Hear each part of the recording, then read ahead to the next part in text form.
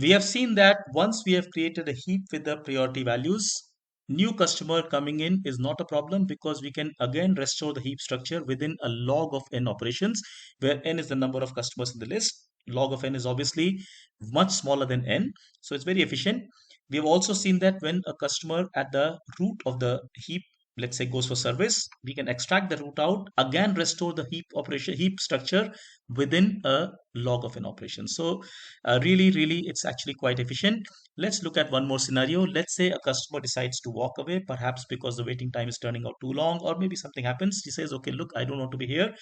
Obviously, we will have to respond to the situation, which means now the list has to be updated. This person's score has to be removed from the list, right? Well, the way we handle this is again quite similar. We'll just remove this item and move the last item to this node's position. Basically, this is quite similar to what happens in extraction, but there is a nice contrast to be thought out here. Remember, when we added an item, we added the item to the end of the list, which means the item in fact percolated upwards to find its right place in the heap. When we deleted the root, we took the last item and put it at the root, which means at the top of the tree. This item then percolated downwards to sort of find its right place. When we have a customer walking away, in fact, we have a combination of both. We may need to go up, we may need to go down, but think about it. We'll either need to go up or need to go down. And you can convince yourself in the similar argument that within log of n steps, we'll again create a min heap. And that's the beauty of heaps.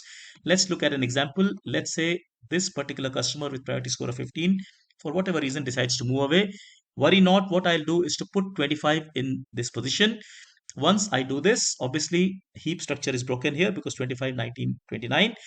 One shift, however, downwards in this case will restore back the heap structure. So once again, yes, this guy moved away, but my heap structure is maintained. I have my top guy available. I can extract this, new guy can come in. Everything will still maintain as a heap structure. So, the entire problem is solved so much more efficiently using this. Now, as far as I know, there is no direct way of doing this using the heap queue module, but we can always write our own, let's say, percolate up and percolate down functions to kind of do this efficiently. But that's kind of beyond the scope of our discussion.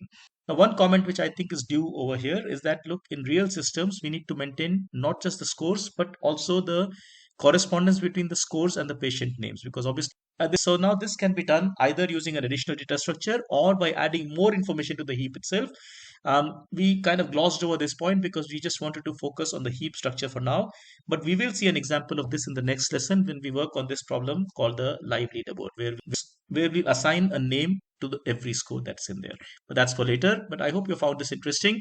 Think through how the heaps are helping us, how they are maintaining the efficiency despite things changing. As always, look at our website www.wipi.in. We have a lot of material through which you can learn programming and algorithms in a fun way and forever enjoy coding. Take care. Thank you so much. Bye bye.